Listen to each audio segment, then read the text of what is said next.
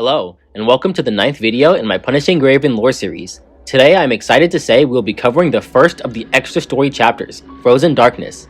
Previously in Chapter 8, Grey Raven took those final few steps necessary to rescue Kamui, fighting old foes and allies alike for the sake of a new friend. Despite the odds, Kamui was able to accomplish something truly amazing in finding the Tenebrion and cleansing himself of the virus, successfully concluding a journey that began so long ago in Chapter 3. Now the Grey Ravens continue forward to experience new challenges, battle new enemies, and forge a place for humanity in a world that will only continue to grow in both scope and complexity. The chapter opens with the Ascendant Alpha, who's in the process of taming a narwhal and intercepting the stray corrupted interfering with her fun. Roland soon calls to confirm her status, as well as relay information about the creature. The narwhals were created during the Golden Age and are a very early concept for the construct's mind technology. Roland warns Alpha of her approach to the Arctic Root Union, with Alpha assuming its intention is to warn the humans of the port city, New Murmansk, of a massive tide carrying a horde of corrupted over 100,000 strong. Picking up with the Grey Ravens, they are in a dropship coming down to the surface to investigate reports of ascendants, when a barrage of corrupted anti-air missiles lock onto the ship. We take evasive action as explosions ring out all around, when we are then locked on from the Earth as well. A lance comes from the surface and intercepts the missiles, with the shockwaves knocking us off course, and we crash in ARU-held Siberia. Celica calls and informs us that we must hold out until Babylonia and the space station end its skirmish before reinforcements can be sent out. While making our way to New Murmansk for aid, we are attacked by corrupted and struggle to fight them in the snow. We are soon saved by the Forest Guard, who are composed solely of centaur constructs. One of their members, Diana, denies us entry and prepares to strike when she is stopped by their leader, Rosetta. Rosetta admits she was the one who threw the spear and saved us from the missiles, and after lightening the mood, she has Diana take us back to their base camp. It's already night by the time we reach the camp, and Diana takes the time to set up a fire and bring food. Liv asks Diana why the Forest Guard are not allowed to enter the port when a surprise aurora halts the conversation. Everyone stops to admire the light, feeling renewed in their reasons to continue fighting for humanity. Later on, we hear a screaming voice coming from the forest that Diana recognizes as a young boy named Evan, and we all leave to rescue him. Early the next morning, Rosetta is thinking about the narwhal, who she refers to as Derek, who was telling her about the corrupted tide approaching the city, but she has no intention of passing along the warning and believes the humans of the port deserve to be descended on by the corrupted. Grey Raven, Evan, and the rest of the guard show up and tell Rosetta that the narwhal appeared back at the port and the citizens are up in arms, with Rosetta taking Evan and speeding off to handle the situation. Later on, when Grey Raven arrives, we see a surrounded Rosetta, attempting to defend Derek. The citizens hurl insults at Rosetta, calling her a traitor and sinner, even brandishing weapons to try and threaten her. Commandant sends Lucia to try and help, but just then, Derek breaches the surface in a panic. Alpha sees the narwhal surface and jumps on top, attempting to subjugate it once more, when an energy beam is fired from the port and distracts her just long enough for Derek to dive back below the surface. Alpha hops off and lands on the port, turning her burnt hand to Rosetta, who fired the blast. As the two assume their combat stances, Lucia sees Alpha and draws her blade, but Rosetta moves first, attacking Alpha. During their fight, Derek appears again, telling Rosetta that it wants to save the humans and wants Rosetta to help. Seeing this interaction, Alpha sheathes her sword and tries talking with Rosetta. Back at the port, the citizens are in panic, and Lucia tells Commandant her desire to fight with Alpha once again, but this time using her Dawn frame. Back with Alpha, she correctly assumes that Rosetta knew about the corrupted tide, and highlights their similarities and that they both have given up on humanity.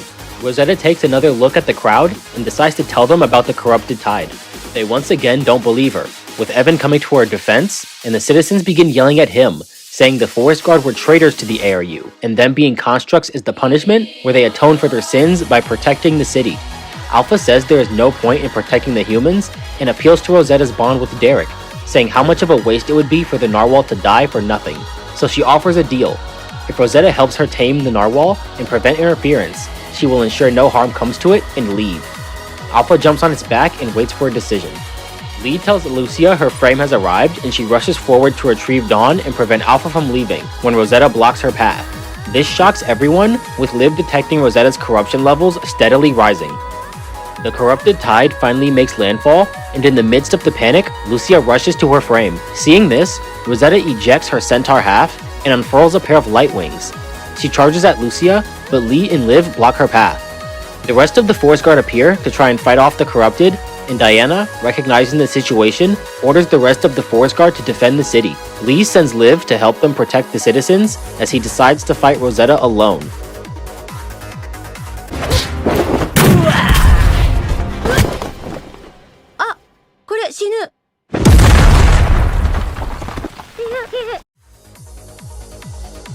This goes very poorly for Lee, who is now on the brink of death. After defeating Lee, Rosetta takes a moment to look at the carnage unfolding around her, and the shock of it all pushes her corruption levels to critical.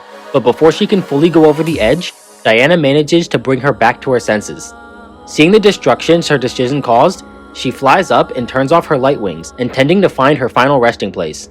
But before she lands, red lightning wraps around her body as Alpha begins to forcibly ascend her. While she is focused on Rosetta, Lucia manages a sneak attack on Alpha, and the distraction interrupts her connection. Alpha pacifies Lucia, and after confirming she is no longer in a condition to fight, turns her attention back to the narwhal. Lucia screams out, and Alpha initially ignores it, until she sees Rosetta, now under the influence of the virus, charge at Lucia. With the most reluctance, Alpha disengages with the narwhal and flashes to Lucia, saving her life from Rosetta's attack. The two fall into the ocean, with Alpha whispering in Lucia's ear as she lets out an eerie smile before swimming back up to the surface. Alpha releases her full might as a challenge to Rosetta and sends her flying into a port warehouse. They ready themselves for one last blow when Evan runs between them, oblivious to the corruption controlling Rosetta. They clash, and Rosetta is soundly defeated, with Alpha telling Evan that her core is undamaged and she may survive. Deep beneath the ocean, with its last remaining strength, Derek manages to salvage Rosetta's consciousness, bringing her back and dropping her infection down to a treatable threshold. Shocked at the impossibility of what just happened, almost instinctively, everyone looks out over the silent ocean to an unseen protector. Lucia climbs out of the water and follows everyone's gaze, seeing the main ARU naval fleet and Babylonia aircraft en route. The reinforcements begin clearing out the lingering corrupted and tending to wounded, even loading Rosetta into a Babylonia medical transport. After seeing the events of today, the port citizens and Forest Guard make peace, with them admitting the Forest Guard had long since stopped being sinners, but seeing Rosetta and the others kept reminding them of past transgressions against their members. As everyone packs, Lucia takes time to think about what Alpha said to her in the ocean. "I will wait until that day comes." But the phrase remains a mystery. In the distance, Alpha looks over the port and the surrounding ocean, as if wishing the narwhal would appear once more.